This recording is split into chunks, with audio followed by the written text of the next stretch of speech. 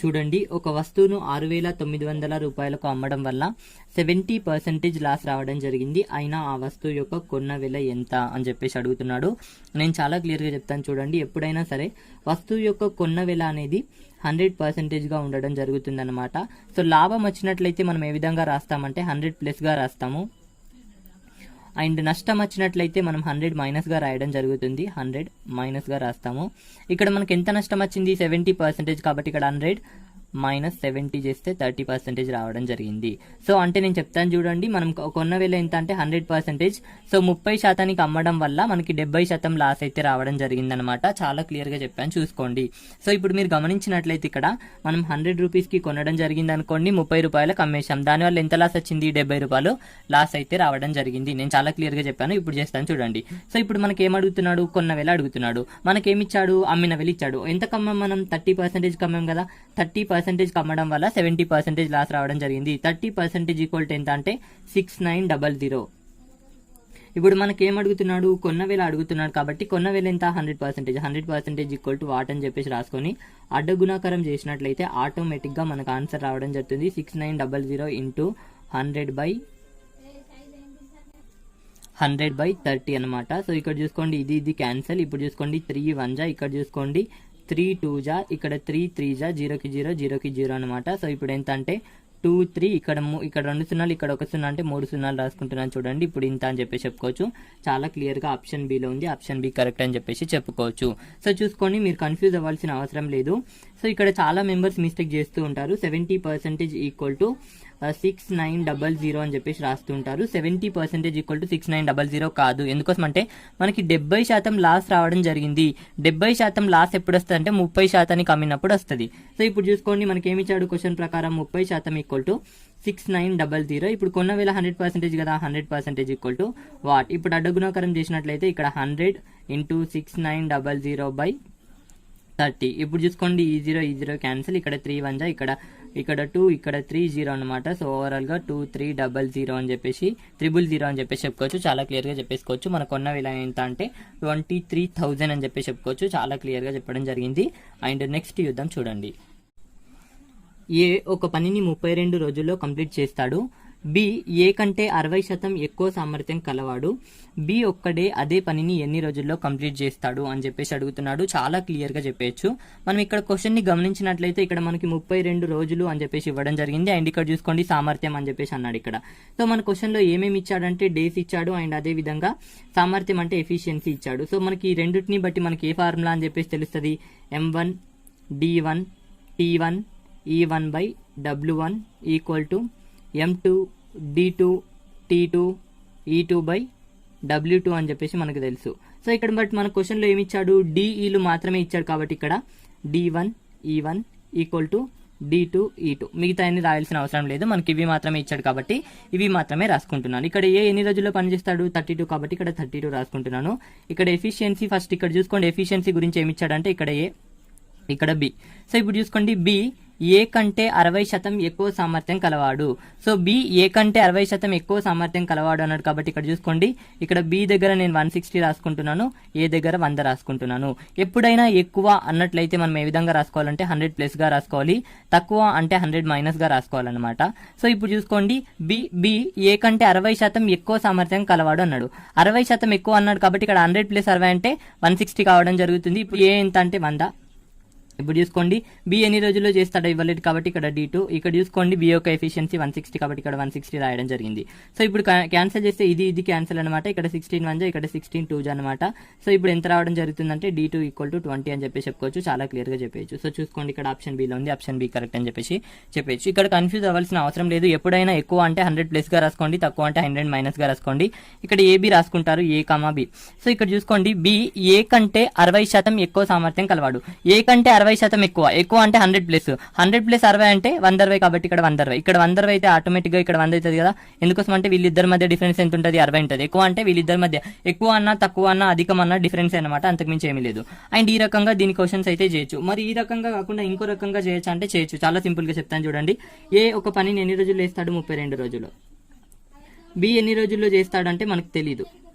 So ఇప్పుడు చూసుకోండి నేను ఈ విధంగా రాసుకోవడం జరిగింది. ఇప్పుడు చూసుకోండి ఫస్ట్ ఇక్కడ ఏమి ఇచ్చాడు, సామర్థ్యం ఇచ్చాడు. సామర్థ్యం అంటే ఏంటంటే మనం ఎఫిషియన్సీ అని చెప్పేసి అంటుంటాం. ఎఫిషియన్సీని మనం ఏమంటామంటే 1 డే వర్క్ అని చెప్పేసి అంటుంటాం. 1 డే వర్కే కదా, సో మనకు 1 డే వర్క్ ఆటోమేటిక్ గా రావడం జరుగుతుంది. ఇక్కడ 1 డే వర్క్ నేను రాస్తున్నాను చూడండి. సామర్థ్యం అన్న ఎఫిషియన్సీ అన్న 1 డే వర్క్ అన్న ఒకటే. ఇప్పుడు ఏ కమా బి రాస్తున్నాను. వీళ్ళ సామర్థ్యాలు ఏ విధంగా ఉన్నాయంటే బి యొక్క సామర్థ్యం 160, ఏ యొక్క సామర్థ్యం 100 అనమాట. సో ఈ విధంగా చాలా పెద్దగా ఉన్నాయి కాబట్టి దీన్ని మనం మినిమైజ్ చేద్దాం. ఇక్కడ చూసుకోండి ఈ 0 క్యాన్సిల్, అండ్ ఇక్కడ 5 అండ్ ఆ తర్వాత ఇక్కడ 8 2 టేబుల్లో క్యాన్సిల్ చేశాము. ఇప్పుడు చూసుకోండి ఏ యొక్క 1 డే వర్క్ ఎంత అంటే ఇక్కడ 1 డే వర్క్ అని చెప్పేసి రాస్తున్నాను. 1 డే వర్క్ అనమాట. ఏ యొక్క 1 డే వర్క్ ఎంత అంటే 5, బి యొక్క 1 డే వర్క్ ఎంత అంటే 8. ఇక్కడ చూసుకోండి 5 8 అని చెప్పేసి రాయడం జరిగింది. 32 × 5 అంటే 160 అనమాట. సో ఇప్పుడు చూసుకోండి ఇక్కడ ఎంత ఉంచినట్లయితే ఇక్కడ ఇంటూ 8 చేస్తే 160 రావడం జరుగుతుంది. ఇక్కడ చూసుకోండి 20 తీసుకున్నాం అనుకోండి, 20 × 8 అంటే 160 రావడం జరుగుతుందా. సో ఇక్కడ 20 అనేది ఏ విధంగా రాయాలో తెలియకపోతే ఇక్కడ చూసుకోండి 160 ఉంది కదా, 160/8 చేస్తే చూసుకోండి 20 రావడం జరుగుతుందా. 20 అని చెప్పేసి క్లిక్ చేయండి అనమాట. ఈ విధంగా చేయాలా, 2 రకాలుగా కూడా మనం ఫైండ్ అవుట్ చేయొచ్చు. ఇక్కడ వచ్చిన తర్వాత సో ఇప్పుడు చూసుకోండి ఏ 32, ఆ తర్వాత బి తెలియదు కాబట్టి ఈ విధంగా ఉంచుతాం. ఇప్పుడు చూసుకోండి ఓవరాల్ గా 160 అని తెలుసు, ఇక్కడనేమో 5 అని తెలుసు, ఇక్కడనేమో 8 అని తెలుసు. ఇక్కడ వచ్చిన తర్వాత తెలియకపోతే ఇక్కడ చూసుకోండి 160/8 చేస్తే ఆటోమేటిక్ గా తెలిసిపోతుంది 20 అని. లేదంటే ఆప్షన్ చెక్ చేసినా కూడా ఇక్కడ 30 ఉంది కనుక 30 × 8 చేస్తే మనకు 160 వస్తుంది రాదు. నెక్స్ట్ ఇక్కడ 20 × 8, 20 × 8 అంటే 160 వస్తుంది కాబట్టి ఇదే మన ఆన్సర్ అని చెప్పి చెప్పుకోవచ్చు. ఇక్కడ 20 రాసుకోవచ్చు, బి ఒక్కడే 20 రోజుల్లో చేస్తాడు అని చెప్పేసి చెప్పచ్చు. ఈ విధంగా ఫైండ్ అవుట్ చేస్తాం అనమాట. నెక్స్ట్ చూద్దాం చూడండి. సో చూడండి 67 టు ది పవర్ ఆఫ్ 25 - 1 యొక్క యూనిట్ డిజిట్ ప్లేస్ అడుగుతున్నాడు. నేను చాలా క్లియర్ గా చెప్తాను చూడండి. ఒకట్ల స్థానంలోని అంకె అడుగుతున్నాడు. Very very important. ఈ బిట్ అనేది ఖచ్చితంగా ప్రతి ఎగ్జామ్లలో అడుగుతూ ఉంటాడు కాబట్టి చూసుకోండి, ఇది వెరీ వెరీ ఇంపార్టెంట్. సో ఇప్పుడు చూసుకోండి 67 టు ది పవర్ ఆఫ్ 25 -1కి -1 రాసుకున్నాను చూడండి. సో ఇప్పుడు చూసుకోండి మనం ఏం చేస్తాం, చివరగా ఉన్నది మాత్రమే తీసుకుంటాం కాబట్టి అదే తీసుకోవడం జరిగింది. ఆ తర్వాత చివరగా పైన పవర్ లో ఉన్నాయి 2 తీసుకుంటాం కాబట్టి పవర్ లో ఇక్కడ 2 ఉన్నాయి కాబట్టి ఆ 2 తీసుకోవడం జరిగింది. /4 చేస్తాం, చివరగా పవర్ లో ఉన్న వాటికి /4 చేస్తాం కాబట్టి /4 చేయడం జరిగింది. ఆ తర్వాత -1 ఉంది కాబట్టి -1 అని చెప్పేసి రాసుకుంటున్నాను. సో ఇప్పుడు చూసుకోండి చాలా క్లియర్ గా ఇక్కడ రాస్తాను 725/4 చేస్తామన్నమాట, -1కి -1. సో ఇప్పుడు చూసుకోండి నేను ఏం చేస్తున్నాను అంటే ఇక్కడ క్యాన్సిల్ చేస్తున్నాను. 4 1 ఇక్కడ 4 6 24 పోతే ఇక్కడ ఎంత మిగులుతుంది, 1 మిగులుతుంది కాబట్టి ఇక్కడ శేషం ఎంత అంటే 1 అని చెప్పేసి రాసుకుంటున్నాను చూడండి. శేషం రాసుకోవాలి, ఇక్కడ 4 1 ఇక్కడ 4 6 అవుతుంది, ఇంకెంత మిగులుతుంది 1 మిగులుతుంది కాబట్టి ఇక్కడ 1 శేషం అని చెప్పేసి రాసుకుంటున్నాను. ఇక్కడ 7 ఇక్కడ శేషం ఏమొస్తుందో అది పవర్ లో రాసుకోవాలన్నమాట, -1కి -1. సో ఇప్పుడు చూసుకోండి 7 - 1 అంటే 6 రావడం జరుగుతుంది. 6 అనేది మన ఆన్సర్ అని చెప్పి చెప్పుకోవచ్చు. చాలా క్లియర్ గా చెప్పచ్చు. మళ్ళీ చెప్తాను చూసుకోండి. ఎప్పుడైనా సరే ఒకట్ల స్థానంలోని అంకె అడిగినప్పుడు ఇక్కడ చివరగా ఉన్నది తీసుకోవాలన్నమాట. సో ఇక్కడ చూసుకోండి చివరగా ఉన్న 1 మాత్రమే తీసుకోవాలన్నమాట. 1 మాత్రమే నేను తీసుకున్నాను. పవర్ లో ఉన్నాయి 2 మాత్రమే తీసుకోవాలి. ఇక్కడ 2 ఉన్నాయి కాబట్టి ఆ 2ని తీసేసుకుంటున్నాం. ఇక్కడ /4 చేయాలన్నమాట. /4 చేస్తే దేనికైనా సరే /4 చేయాలి. ఇక్కడ -1 ఉంది కాబట్టి -1. సో ఇప్పుడు ఇక్కడ క్యాన్సిల్ చేస్తే 4 1 4 6 24 పోతే ఇక్కడ ఎంత మిగులుతుంది, 1 మిగులుతుంది కాబట్టి 1 శేషం కాబట్టి ఇక్కడ 1 రాసుకుంటున్నాను. ఈ శేషాన్ని మనం పవర్ గా రాసుకోవాలన్నమాట. -1కి -1 ఇక్కడ చూసుకోండి 7 - 1 అంటే ఇప్పుడు 6 రావడం జరుగుతుంది. 6 అనేసి చెప్పుకోవచ్చు అనమాట. సో ఇక్కడ వెరీ వెరీ ఇంపార్టెంట్, శేషం రాయాలి. ఇక్కడ నేను చాలా క్లియర్ గా చెప్పడం జరిగింది. నెక్స్ట్ చూద్దాం చూడండి. ఇప్పుడు ఆప్షన్ సి లో ఉంది, ఆప్షన్ సి కరెక్ట్ అని చెప్పి చెప్పుకోవచ్చు. నెక్స్ట్ సో చూడండి 5/7, 4/9, 6/11, 2/5, 3/4లలో చిన్న భిన్నం ఏది పెద్ద భిన్నం ఏది అని చెప్పేసి అడుగుతూ ఉంటాడు. Very very important. Largest fractions and smallest fractions అని చెప్పేసి అడుగుతుంటాడు. లార్జెస్ట్ నుంచి స్మాలెస్ట్ నుంచి ఒక క్వశ్చన్ కూడా అడుగుతూ ఉంటాడు. అది ఫ్రాక్షన్ విషయంలో అవ్వచ్చు, ఇంకా వేరే విషయంలో కూడా అవ్వచ్చు. ఖచ్చితంగా లార్జెస్ట్ స్మాలెస్ట్ కి సంబంధించిన ప్రాబ్లమ్స్ అయితే అడుగుతూ ఉంటాడు. ఇప్పుడు నేను చేస్తాను చూడండి. ఇక్కడ 5/7, ఆ తర్వాత 4/9, 6/11, 2/5, 3/4. సో ఇప్పుడు చూసుకోండి నేను 5 ఉంది కదా, 5కి 5 రాసుకుంటున్నాను. హారంలో ఏం రాస్తున్నాను అంటే వీటి మధ్య డిఫరెన్స్ ఎంత ఉందో చూడండి. 2 ఉంది కాబట్టి 2 రాసుకుంటున్నాను. ఆ తర్వాత తీసుకుని ఇక్కడ 4కి 4 రాస్తున్నాను. ఇక్కడ డిఫరెన్స్ ఎంత ఉంది, 5 ఉంది కాబట్టి ఇక్కడ 5 రాస్తున్నాను. ఆ తర్వాత తీసుకోండి 6కి 6 రాస్తున్నాను. వీటి మధ్య డిఫరెన్స్ ఎంత ఉందంటే 5 ఉంది కాబట్టి 5 రాస్తున్నాను. ఆ తర్వాత ఇక్కడ చూసుకోండి 2కి 2 రాసుకుంటున్నాను. వీటి మధ్య డిఫరెన్స్ ఎంత ఉందంటే 3 ఉంది కాబట్టి 3 రాసుకుంటున్నాను. ఆ తర్వాత ఇక్కడ 3కి 3 రాసుకుంటున్నాను. ఇక్కడ డిఫరెన్స్ ఎంత ఉందంటే 1 ఉంది కాబట్టి 1 రాసుకుంటున్నాను చూడండి. సో ఇప్పుడు క్యాన్సిల్ చేస్తాను. ఇక్కడ 2 1 ఇక్కడ కూడా 2 2 అనమాట. మళ్ళీ 1 ఉంటుంది కాబట్టి పాయింట్ పెట్టుకొని 0 పెట్టుకుంటే 10 అవుతుంది. అయితే 5లో క్యాన్సిల్ అవ్వడం జరుగుతుంది కాబట్టి ఇక్కడ 2.5 అనమాట. ఆ తర్వాత ఇక్కడ చూసుకోండి 5 1 జా, ఇక్కడ చూసుకోండి క్యాన్సిల్ అవ్వదు, 5 0 అనమాట. పాయింట్ పెట్టుకొని ఇక్కడ 0 పెట్టుకుంటే 5 8 జా క్యాన్సిల్ అవుతుంది కాబట్టి ఇక్కడ 0.8 అనమాట. ఆ తర్వాత ఇక్కడ చూసుకోండి 5 1 జా, ఇక్కడ 5 1 జా అనమాట. 1 మిగులుతుంది కాబట్టి ఇక్కడ 10 అయితే 1.2 రావడం జరుగుతుంది. ఇక్కడ 1.2 అని చెప్పేసి నేను రాసుకుంటున్నాను చూడండి. ఆ తర్వాత ఇక్కడ చూసుకోండి ఇక్కడ 3 1 జా, ఇక్కడ 3 0 జా అనమాట. పాయింట్ పెట్టుకుంటే ఇక్కడ 0 అంటే 20 అంటే 6 జా క్యాన్సిల్ అవుతుంది కాబట్టి ఇక్కడ 0.6 రాసుకుంటున్నాను. ఇంకా మిగులుతుంది కానీ ఒక్కొక్కసారి తీసుకోండి. ఇక్కడ 3/1 అంటే 3నే కాబట్టి ఇక్కడ 3 అని చెప్పేసి రాసుకుంటున్నాను చూడండి. సో ఇప్పుడు ఇక్కడ అన్నిటికన్నా పెద్దది ఏది కనబడుతుంది అంటే ఇది కనబడుతుంది కాబట్టి ఇది పెద్దది అని చెప్పేసి చెప్పుకోవచ్చు. పెద్ద భిన్నం ఏది అంటే 3/4 అని చెప్పేసి చెప్పుకోవచ్చు. ఇదంటే ఇదే కదా 3/4 పెద్ద భిన్నం. ఇప్పుడు చిన్న భిన్నం ఏది అంటే ఇక్కడ చూసుకోండి అన్నిటికన్నా చిన్న ఇదే ఉంది కదా. సో చిన్న భిన్నం ఏది అంటే చిన్న భిన్నం 2/5 అని చెప్పేసి చెప్పుకోవచ్చు. చాలా క్లియర్ గా నేను రాయడం జరిగింది.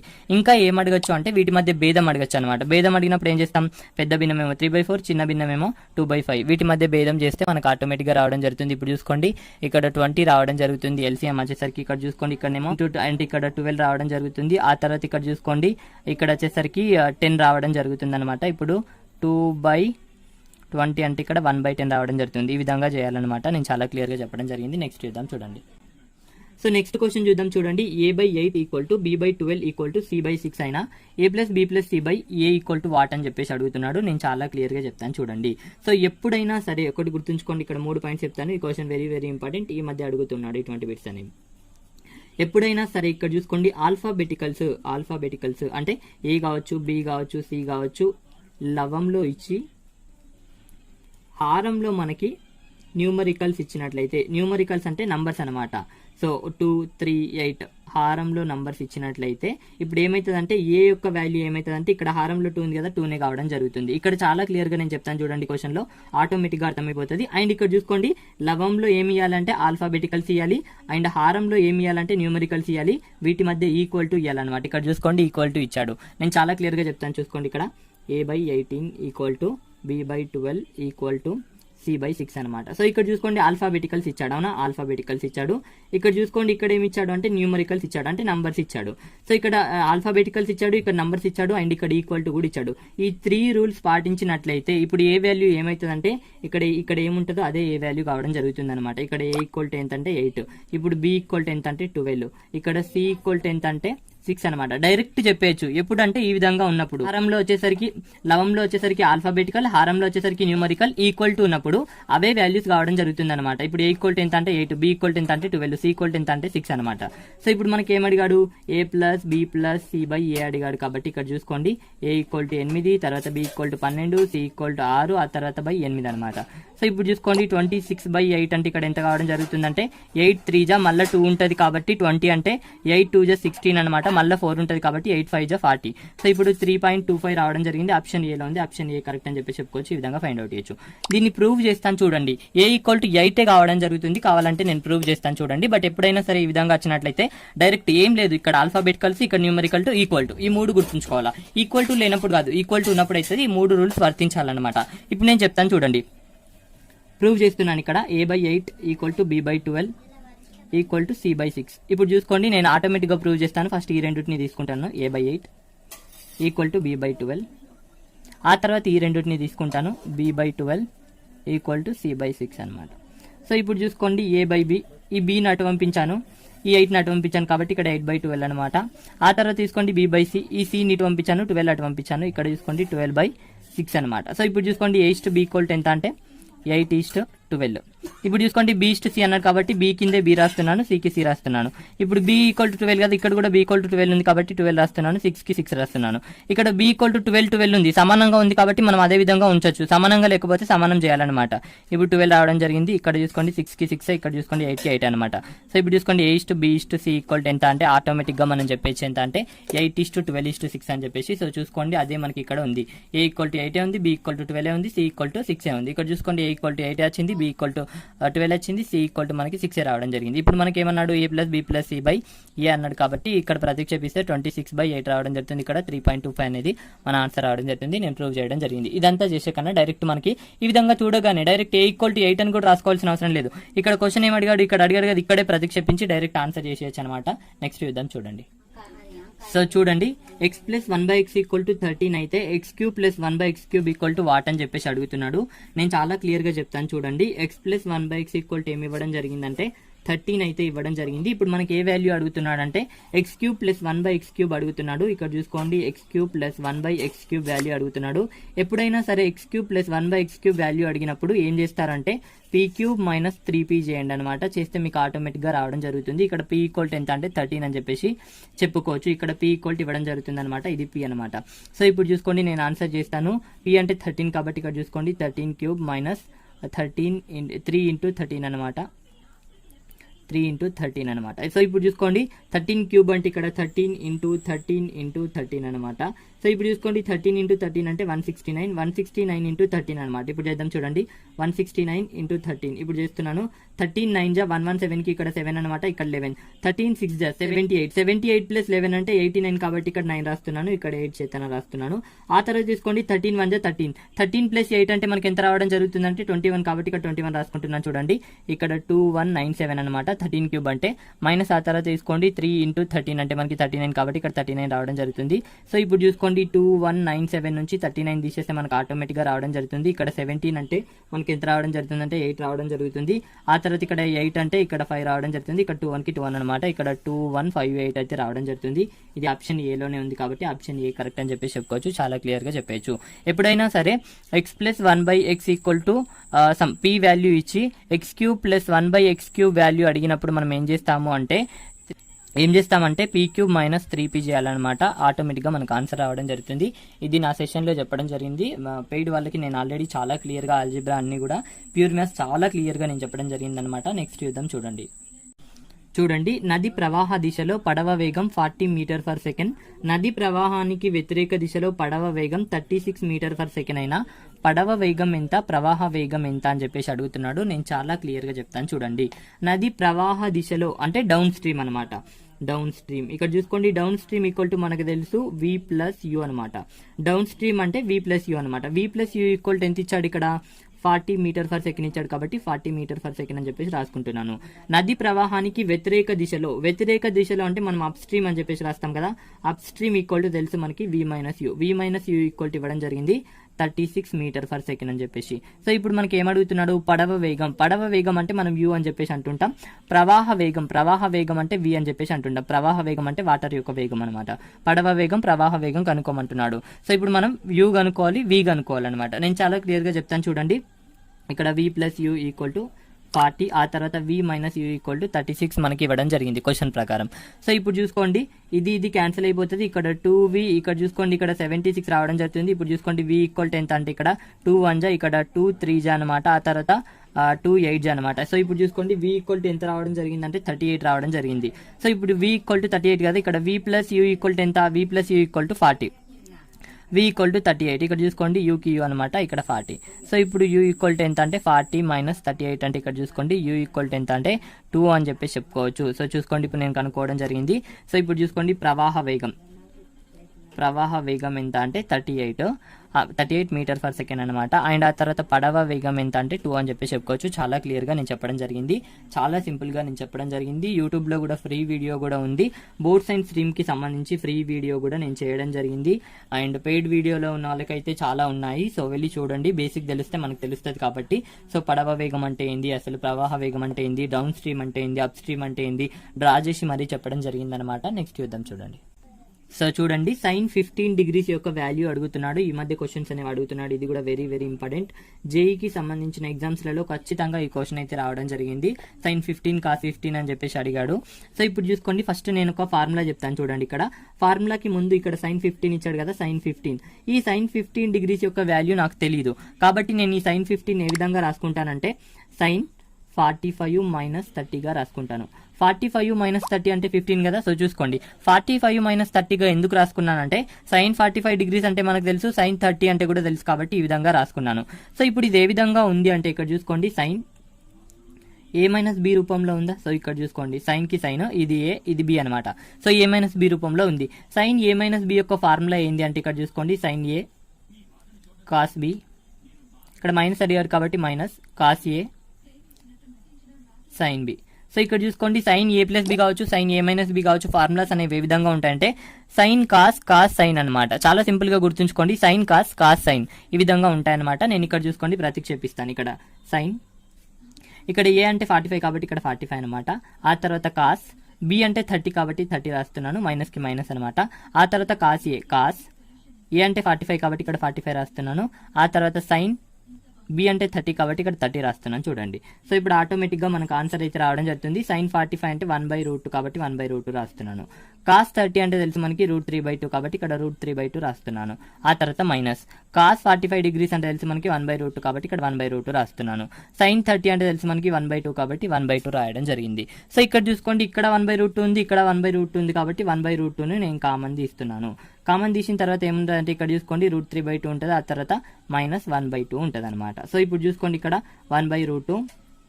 ఇప్పుడు చూసుకోండి ఇక్కడ చూసుకోండి, ఇక్కడ ఈ రెండింటి యొక్క కాసాగు 2 ఉంది కాబట్టి 2నే కావడం జరుగుతుంది. ఇక్కడ చూసుకోండి √3 - 1 అనమాట. సో ఇప్పుడు మనకి ఏం కావడం జరిగిందంటే 1/√2, 2√2, ఇక్కడ 2 అనేది ముందరికి తెస్తున్నాను, 2√2 √3 - 1 అని చెప్పేసి